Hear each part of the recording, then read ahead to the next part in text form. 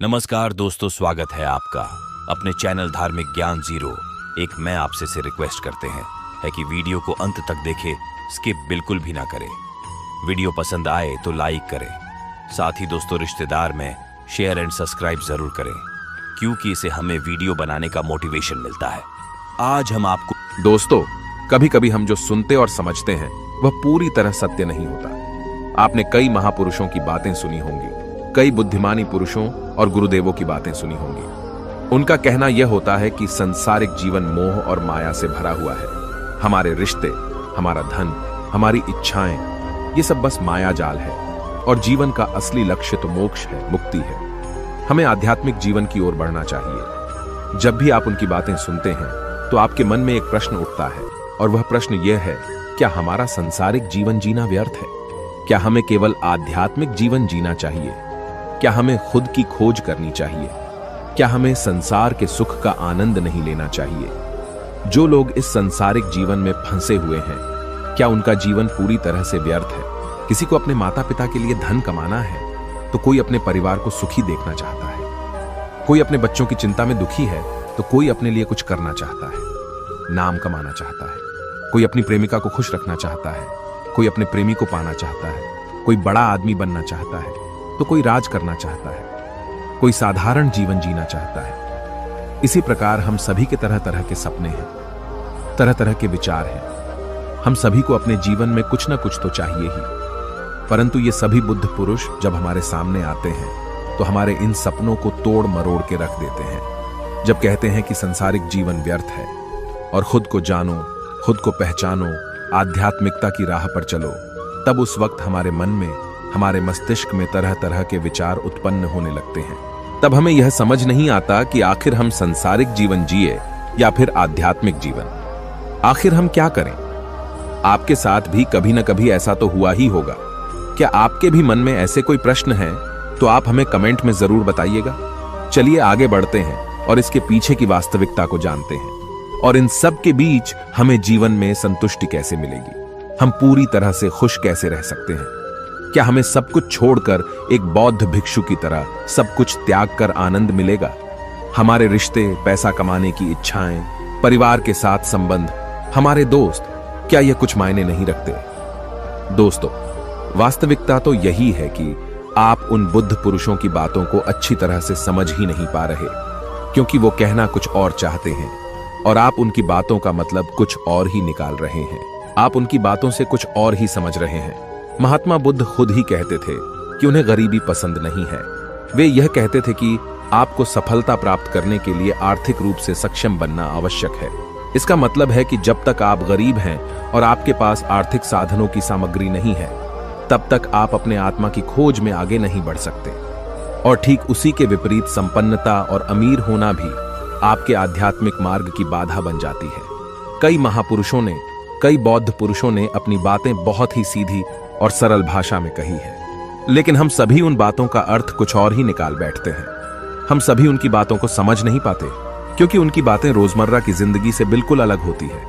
वे लोग कहना तो कुछ और चाहते हैं, लेकिन हम में से ज्यादातर लोग उनकी बातों का मतलब कुछ और ही निकाल लेते हैं और उसे अपने जीवन में उतार कर हम अपना पूरा जीवन पूरी तरह से बर्बाद कर लेते हैं। चलिए इसे कहानी के माध्यम से समझते हैं।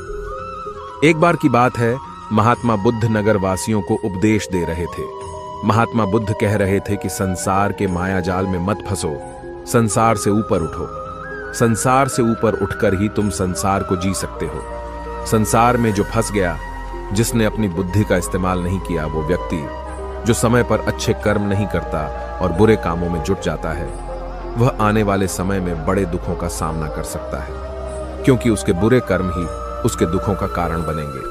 इसलिए आप सभी इस संसार की मोह माया अर्थात इच्छा, लालच, क्रोध इत्यादि को ध्यानपूर्वक देखते हुए अपने कर्म करें। इतना कहकर महात्मा बुद्ध ने अपना उपदेश समाप्त किया और वहां से चले गए। महात्मा बुद्ध जब ये उपदेश दे रहे थे तो वहां पर उस नगर का सबसे धनी व्यक्ति वहीं पर मौजूद था, और उस व्यक्ति पर महात्मा बुद्ध की बातों का बहुत गहरा असर पड़ा। उसका मन अब संसारी जीवन में नहीं लगता था, वह संसारी जीवन से हटने लगा था।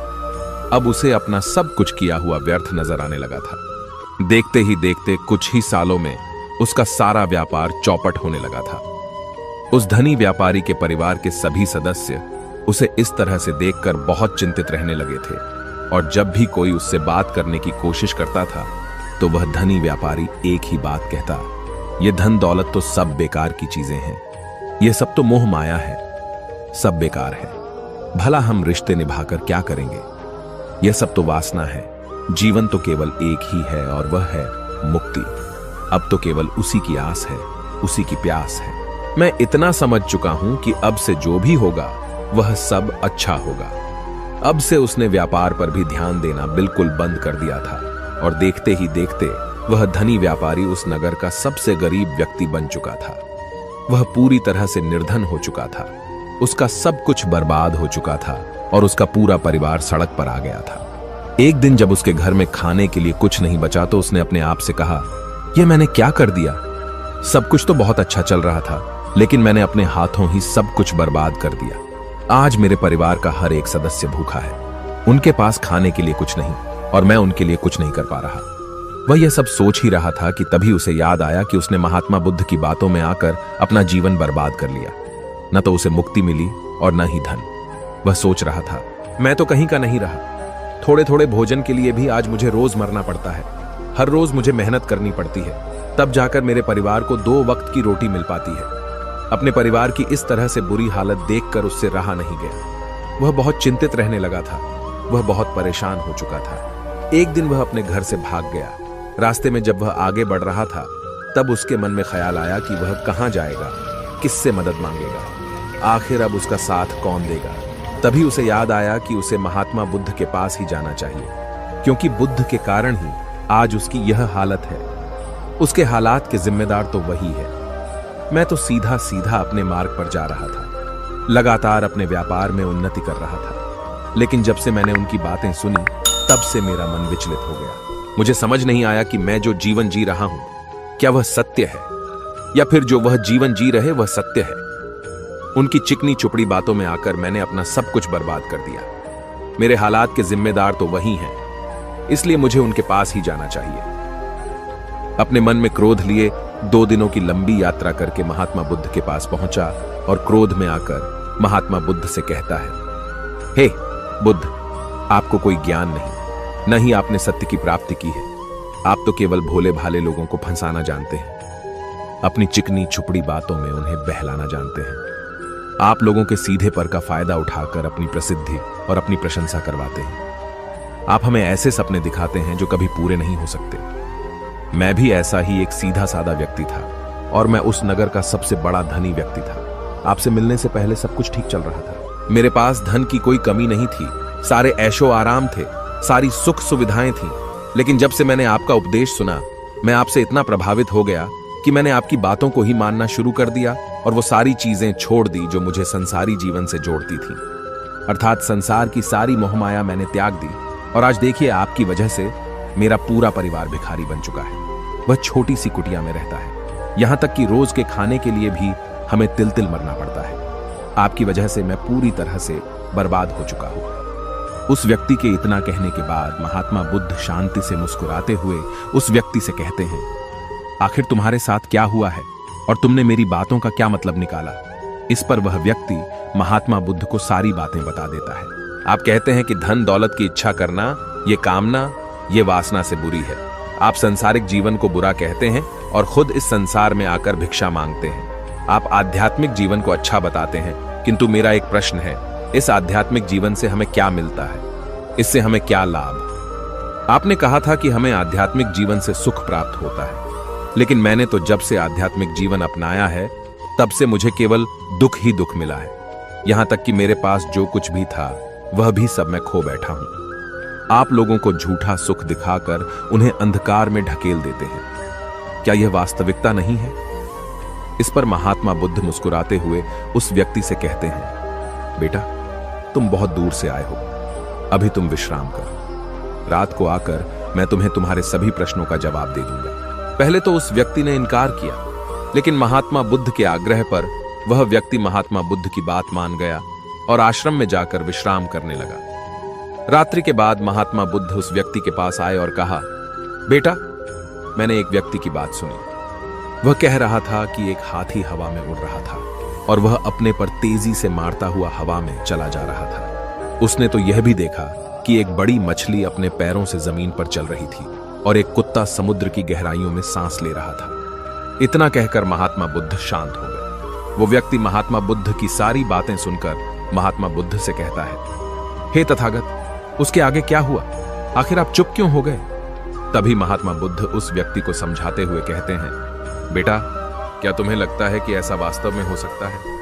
इस पर व्यक्ति जवाब देते हुए कहता है, बुद्ध, अगर आप कह रहे हैं तो यह अवश्य ही सच होगा, क्योंकि आप इतने बड़े ज्ञानी हैं। आपने सत्य की प्राप्ति की है, तो आपके मुख से निकला हुआ हर एक शब्द तो सत्य ही होगा। तभी महात्मा बुद्ध मुस्कुराते हुए उस व्यक्ति से कहते हैं, बेटा, क्या तुमने कभी पहले ऐसा कभी होते हुए देखा है? क्या तुमने कभी किसी हाथी को देखा है जो पर के साथ हवा में तेजी से उड़ता जा रहा हो? इसके जवाब में वह व्यक्ति कहता है, तथागत, मैंने तो कभी नहीं देखा। तभी महात्मा बुद्ध कहते हैं, तुमने मुझसे प्रश्न क्यों नहीं किया कि आखिर वह हाथी आकाश में कैसे उड़ सकता है? इसके जवाब में व्यक्ति कहता है, हे तथागत, आपके मुख से सुनकर मुझे ऐसा लगा कि मानो वह सत्य हो, और आप कह रहे हैं तो यह सत्य ही होगा, इसलिए मैंने आपसे एक भी बार प्रश्न नहीं किया। तभी महात्मा बुद्ध उस व्यक्ति को समझाते हुए कहते थे, कभी किसी की बातों पर मत जाना, बल्कि खुद विचार करो। स्वयं सोचो कि उस बात में कितनी सच्चाई है। जो व्यक्ति कह रहा है, क्या वह सच है? आखिर वह कहना क्या चाहता है? हो सकता है कि वह कुछ और कहना चाहता हो और तुम उसका अर्थ कुछ और ही निकाल रहे हो। कम से कम तुम्हें एक बार प्रश्न करके यह समझना तो चाहिए कि आखिर वह कहना क्या चाहता है। अगर तुम मुझसे पूछते कि आखिर वह हाथी हवा में कैसे उड़ सकता है, तो इसका जवाब मैं तुम्हें अवश्य देता। मैं तुम्हें ऐसा बताता कि एक छोटा सा बच्चा अपने खिलौनों के साथ खेल रहा है। वह हाथी को हवा में उड़ा रहा है और कुत्ते को पानी में डूबा रहा है, और रही बात मछली की, तो वह उसे जमीन पर चला रहा है। क्या ऐसा संभव नहीं हो सकता? इसके जवाब में व्यक्ति कहता है, हाँ, बिल्कुल ऐसा हो सकता है कि महात्मा बुद्ध उस व्यक्ति को कहते हैं। इसी प्रकार मैं कभी किसी को निर्धन या गरीब होने के लिए नहीं कहता। निर्धनता या गरीबी तुम्हारे विकास में बाधक बन जाती है, जिससे तुम और कुछ नहीं सोच पाते, न ही कुछ समझ पाते हो। इन भिक्षुओं को देखो, जब इन्हें भोजन की आवश्यकता होती है तो ये भिक्षा मांगने के लिए निकल पड़ते हैं, लेकिन यह भिक्षा कहां से आती है? इसके जवाब में व्यक्ति कहता है, हे तथागत, हर कोई रोज मेहनत करता है ताकि उसके परिवार का पालन पोषण हो सके, और जो वह मेहनत करता है उसके बदले में उसे कुछ पैसे मिलते हैं। उन पैसों से भोजन खरीदता है और वही भोजन वह आपको भी सौंपता है, और वहीं से भिक्षा आती है। तभी महात्मा बुद्ध उस व्यक्ति से एक और प्रश्न करते हैं, बेटा, यह बात तो सत्य है, लेकिन तुम क्या मुझे यह बता सकते हो कि आखिर यह धन कहां से आता है? इसका जवाब देते हुए व्यक्ति कहता है, हे तथागत, धन तो सभी लोग अर्जित करते हैं, सभी कमाते हैं। तभी महात्मा बुद्ध इस व्यक्ति को समझाते हुए कहते हैं, ठीक इसी प्रकार दुनिया में यदि हर कोई भिक्षा मांगने लग जाए तो आखिर भोजन कहां से आएगा? अनाज कौन उगाएगा?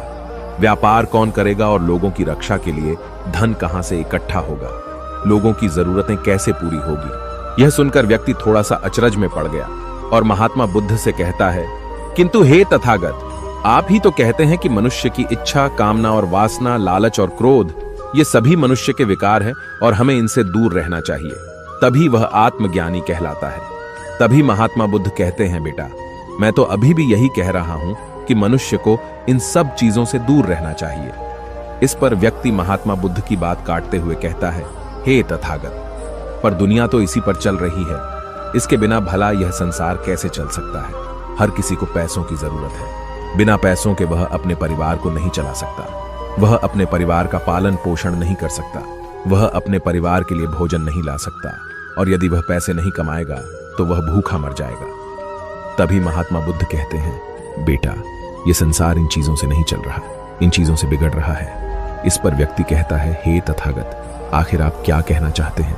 मैं आपकी बात समझ नहीं पा रहा। संसार में इच्छा, कामना, वासना और क्रोध ही तो है, और जब हम इनका त्याग कर देते हैं तब हम आध्यात्म के मार्ग की ओर आगे बढ़ते हैं, अर्थात मुक्ति के मार्ग पर, यानी कि हम सन्यासी के मार्ग पर चलते हैं। इस पर महात्मा बुद्ध जवाब देते हुए कहते हैं, बेटा, तुमने जो कुछ कहा वह भी एक बहुत बड़ा सत्य है। इच्छा, कामना, वासना और क्रोध, ऐसे ही बुरी भावनाओं को छोड़ देने से हम संसार छोड़कर सन्यासी हो जाते हैं। और इन्हीं सभी चीजों को छोड़कर भी हम संसार में जी सकते हैं, धन कमा सकते हैं, मान, पद, प्रतिष्ठा और सम्मान कमा सकते हैं, क्योंकि हम सब अपना कर्म ही तो कर रहे हैं। एक किसान खेती करता है, पर वह अपनी खेती बिना बुरी भावनाओं के भी कर सकता है। एक व्यापारी व्यापार करता है और इस व्यापार में चीजों को यहां से वहां पहुंचाना होता है, और वह व्यापारी इन चीजों को बिना बुरी भावना के कर सकता है। ठीक उसी प्रकार एक राजा भी अपनी प्रजा की रक्षा करता है, और वह भी अपने कर्म बिना किसी बुरी भावना के कर सकता है। और एक भिक्षु इन सभी लोगों को सही प्रकार और सही कार्य करने के लिए मार्गदर्शन करते हैं, जो उस भिक्षु का कर्म है, जो उसका कार्य है। और जो व्यक्ति जागृत होकर अपने कर्मों का सही पालन करता है, वास्तविकता में वही सन्यासी है, वही भिक्षु है। क्योंकि हम जो भी कर्म कर रहे हैं वह हमारा इस संसार में रहने के लिए, जीवित होने के लिए, जीवन जीने के लिए केवल एक माध्यम मात्र ही है। उसे छोड़कर हम कुछ भी नहीं पा सकते। और हमारे सभी कर्म करते हुए हमारा मुख्य उद्देश्य जागृत होना है, खुद को पहचानना है, खुद को जानना है।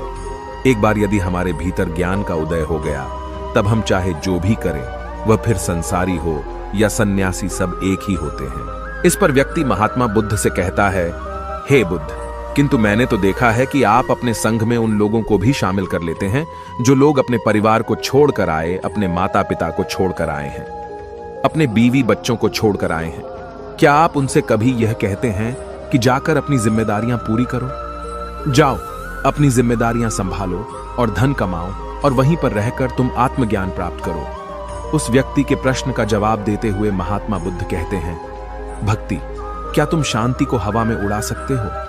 इसके जवाब में वह व्यक्ति कहता है, नहीं, मैं नहीं उड़ा सकता। तभी महात्मा बुद्ध कहते हैं, केवल एक बच्चा ही हाथी को हवा में उड़ा सकता है। ठीक उसी प्रकार जिस व्यक्ति को जो बनना है वह तो वह बनकर ही रहेगा।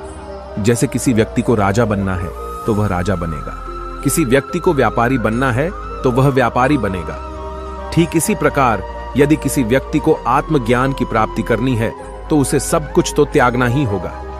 आगे महात्मा बुद्ध उस व्यक्ति से कहते हैं, बेटा, क्या तुम सब कुछ छोड़कर आत्मज्ञान के मार्ग पर आगे बढ़ते, या फिर तुम यह सोच रहे थे कि इस रास्ते पर चलकर जीवन आसान हो जाएगा, जो होगा सब अच्छा होगा, सब कुछ अपने आप ही मिलने लगेगा, मुझे तो कुछ करने की आवश्यकता ही नहीं पड़ेगी, सारे दुख दर्द सब कुछ समाप्त हो जाएगा और जीवन में चमत्कार होने लगेगा और अंत में मुक्ति भी मिल जाएगी। महात्मा बुद्ध की यह बात सुनकर उस व्यक्ति को अपनी गलती का एहसास हो गया। पदोन्नति महात्मा बुद्ध के चरणों में गिर पड़ा और कहने लगा, हे तथागत, आप सत्य कहते हैं।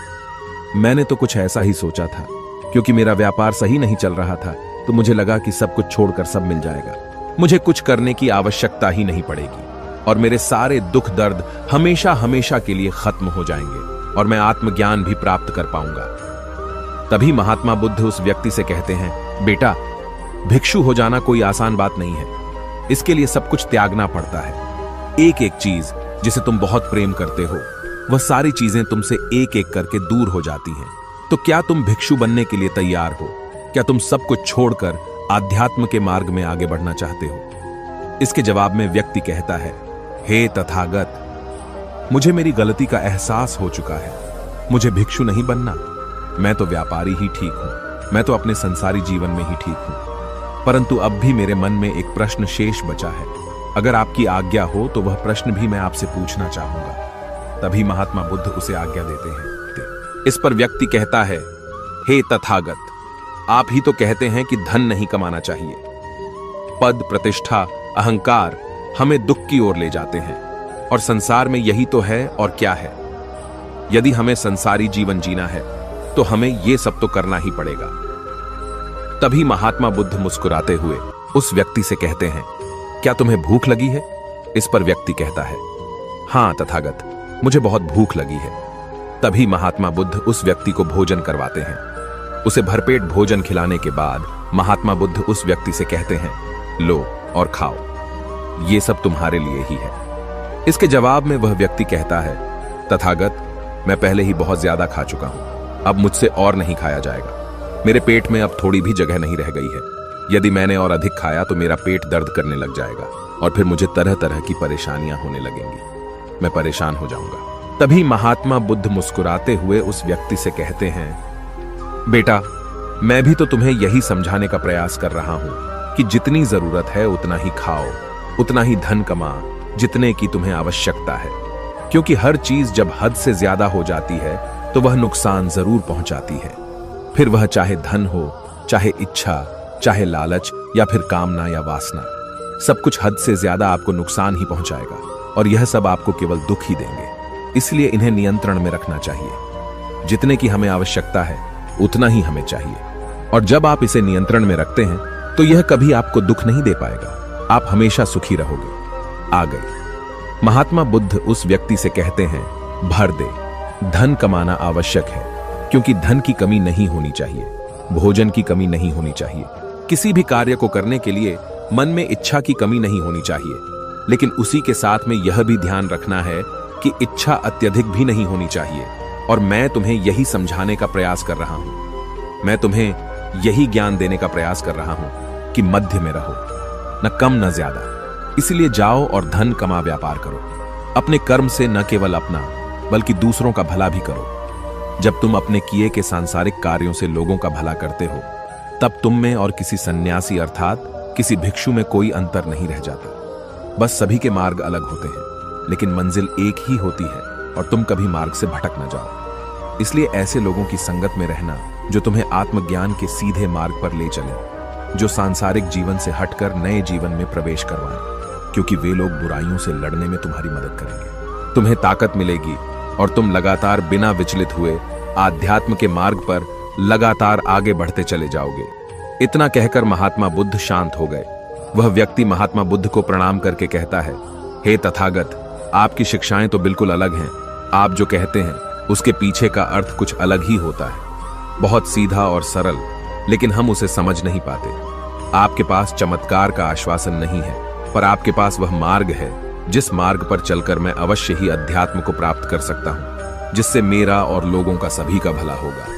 हे तथागत, यह मेरी ही गलती थी कि मैंने आपकी बातों का गलत मतलब निकाला और एक व्यापारी होकर भी मैंने अपने कर्म को छोड़ दिया और यह सोचने लगा कि अब अपने आप ही सब कुछ होगा, सब कुछ अच्छा ही होगा। लेकिन यह सत्य है कि अपने आप कुछ नहीं होता। जब हम हाथ पैर चलाएंगे, काम करेंगे, कर्म करेंगे, तभी हमें फल मिलेगा। जब हम हाथ पैर मारना छोड़ देते हैं तो नदी का बहाव हमें अपने साथ बहाकर ले चला जाता है और तब हमारे हाथों में कुछ नहीं रह जाता, और यही मेरे साथ भी हुआ है। हे तथागत, आज से मैं आपको वचन देता हूं कि मैं अपना कर्म पूरी ईमानदारी के साथ करूंगा। आपके दिए हुए मार्ग पर मैं पूरी ईमानदारी से चलूंगा। मैं आपको वचन देता हूं कि मैं एक अच्छा व्यापारी और एक अच्छा इंसान बनकर रहूंगा। मैं आत्मज्ञान के मार्ग पर अपने कर्म करते हुए आगे बढ़ता रहूंगा। इतना कहकर वो व्यक्ति महात्मा बुद्ध को प्रणाम करके वहां से लौट गया। दोस्तों, हमारे साथ भी कुछ ऐसा ही होता है। जब हम किसी सिद्ध पुरुष की बातें सुनते हैं तो हमें लगता है कि संसारी जीवन व्यर्थ है और हमने जो कुछ भी आज तक कमाया है, जो कुछ भी आज तक कर्म किए हैं, वो सब व्यर्थ है। दुनियादारी की सारी बातें बेकार हैं। हमें तो आत्मज्ञान के मार्ग पर बढ़ना चाहिए, वही सही राह है। लेकिन हम कभी अपने भीतर नहीं देख पाते कि हमें आत्मज्ञान की कोई जरूरत नहीं है, क्योंकि आज हमारा वक्त बुरा चल रहा है और हमें कोई रास्ता नजर नहीं आ रहा। तब हमें आत्मज्ञान नजर आ रहा है, और जब कल हमारा वक्त अच्छा होगा, हमारे जीवन में सुख होगा, तो आत्मज्ञान कहां पर होगा यह हमें झांत नहीं। इसीलिए जो आत्मज्ञान के मार्ग पर चलते हैं उन्हें सुख और दुख से कोई फर्क नहीं पड़ता, उन्हें अपने व्यवसाय से भी फर्क नहीं पड़ता, उन्हें जीवन की झंझटों से भी फर्क नहीं पड़ता।